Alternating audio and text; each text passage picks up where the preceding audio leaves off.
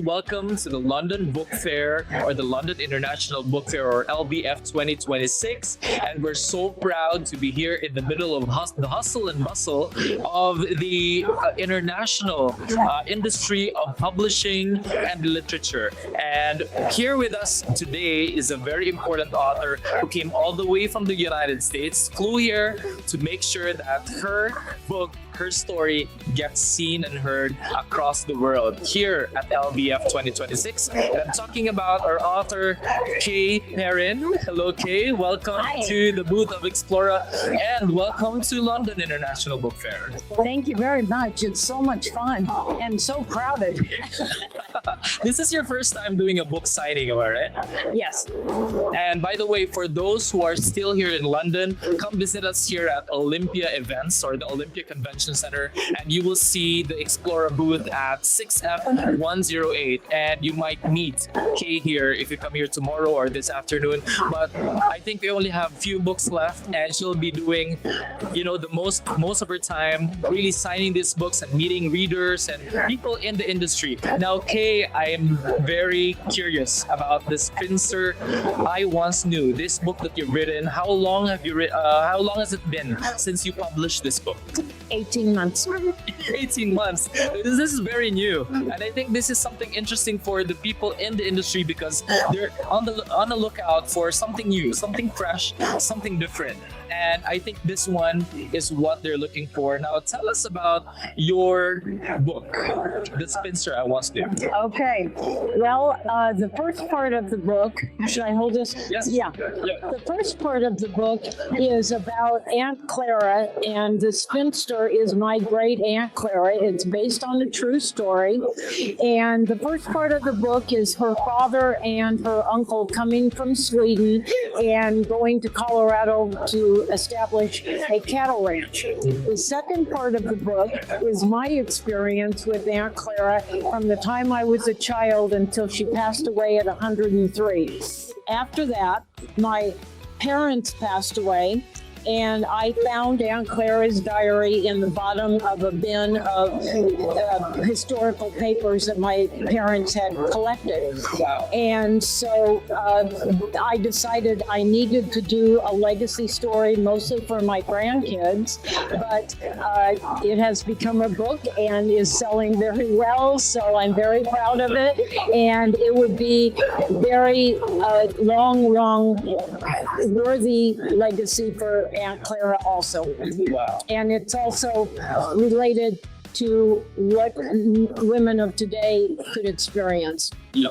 So I think our audiences would be very interested to know, the genre is historical fiction, and this is a true story. This is from a diary. Now, which parts were there? I mean, I know as a writer yourself, it must be very hard to fictionalize some characters. I mean, tell us about your process in making this into a fictional historical fiction. Well, it's probably only about 3% not a true story, because I knew Aunt Clara, I knew her dad. He was very old when I was a child, but I do remember meeting him.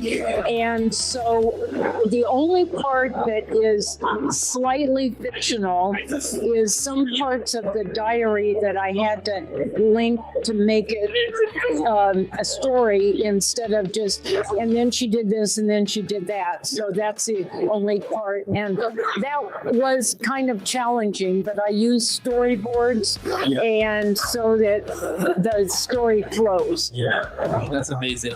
Now, tell us about your writing process, because of course you knew that there was a diary, you read the diary, and it's amazing. I think it's from the heaven. I think it came at a very good time that you, a writer, and you're a professor, right? Could get to see all of these read all of these and turn it into something that is a book, published, now available on Amazon, by the way, Barnes & Noble, and other leading digital bookstores. Now, tell us again, as I've said, the process of writing this one. I mean, how was it? How was the experience? Well, I wrote 5 textbooks as a professor, so I knew how to write. That's good. I didn't know anything about dialogue. Nothing about dialogue. Yes. And that's very challenging besides text. Yes. So as I did with my textbooks, I start with what I know. So that what I knew the best was my experience, part 2 of the book. And then I wove in her story from her dad and her uncle coming from Sweden. So that's the first part. So I wrote the second part first and the first part second. And then I got into the diary and really figured out how I'm going to condense it and really make it. I did so many hours of research of how did women of the 1920s survive working on a cruise ship? How did they? One of the examples I always use is she had a clerical job at some point and she needed to staple something. I had to look up when a stapler was invented and when it became common. Everything in the book that's historic, I have looked up. I wanted to make sure. Yes, hours and hours of research, which I enjoy doing. And I have sections of the book that are a picture. You hold this. Yep. There is 6 of these examples in the book of things right out of the diary. Wow. So look at that, guys. So you can see it there. Yeah. And I wove these little snippets of the diary throughout the book. And it also has a page of her receipts that were in the diary. And so I translated that into what she paid and what it would be in 2025. So I want a reader to say, that could be me. I could do that. Yes. And then she got a telegram from her father that said, come home, your mother is very sick. And she left and came back home, took care of her parents until they passed away, and then she lived in that same house until she was 103. Wow. Yeah. Oh, that's amazing. And until, of course, she passed. Right? What a wonderful story, because this is 100-year-old story, right? And it's still about women empowerment. That women nowadays may not be, as compared before, women before are not as powerful as they are right now, right? What did you see from your standpoint, the difference between the women before, where Aunt Claire was in her era, and your era, your generation? Well, you're right. The situations are different, but the power struggle is the same. And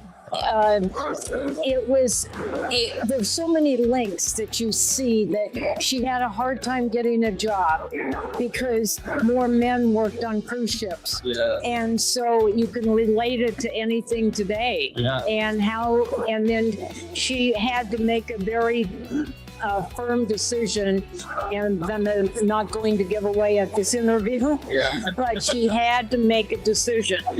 And it was a decision of whether or not she was going to continue on the cruise ship.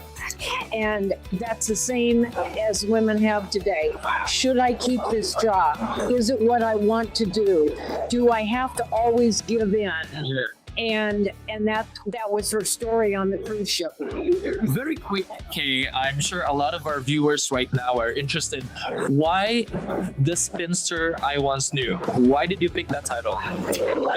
Well, this is not anything that I would normally do, but as I was writing the book, I had a picture of Aunt Clara on my desk because I thought I needed to channel her to really keep focused. Yes. And this is may sound hokey or may not, but I have never had this experience before. But I woke up in the middle of the night and I said, "The Spinster I Once Knew," that's the title. And I wrote it down and never, Clara. never looked back. Yes. Because I had never opened my eyes in the middle of the night and had that kind of experience. It was like someone was telling you, Yeah. you have to write this book and title it "The Spinster I Once Knew." Now again, for our Explora bookworms right there, you can see "The Spinster I Once Knew." This is a quick read, I think. Yeah, it You know, is. this is I don't think this is 6x9, but I think you can finish that in a week. Oh, yeah. A week would be, if you're on a flight from London to Vancouver or wherever you're going, I think you can finish half of it and then finish it the following day. It's very easy to read, and the good thing is this is a real life story. This is about real people, fictionalized, but the core message is there. Now, lastly, Kay, I'm interested. I know that some people have seen the diaries of their grandparents, and they really don't have the energy, the motivation to really do such a thing as you did. Take a step in publishing a book, writing it, taking time, and effort and resources for sure. Coming to London is expensive, and you have to do it. Now, what is the motivation behind you transforming this diary into a story and publishing it? Wow. Well, I like to write. Yeah. So we knew that because I wrote 5 textbooks. And when I found this diary, I just knew I had to do it. I had to do it for the grandkids. They're never going to hear the stories. I'm the oldest person in my family that's alive. And I just wanted the story to be told.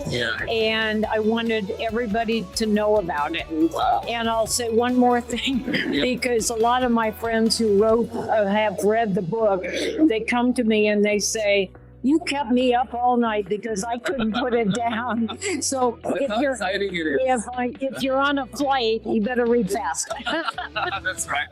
Beautiful, Kay. I think I'm gonna start reading this tonight, and then when I go to Vancouver, back to Explora, I'm sure I'm gonna get to read everything already.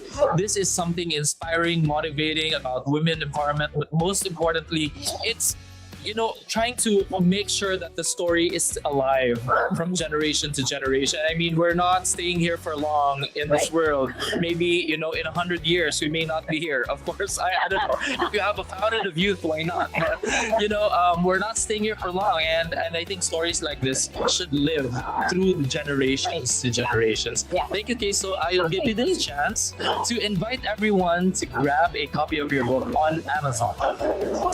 All righty. He said it. Kindle and audio are available also, and you can get it, fast. And I would appreciate that. And if you're here at the fair, stop by this booth and say hi, and then we'll take it from there. Thank you very much. There you go, Kay Perrin, ladies and gentlemen, and our Explora bookworms again. Grab this on Amazon wherever you are in the world. 100 countries. Imagine that.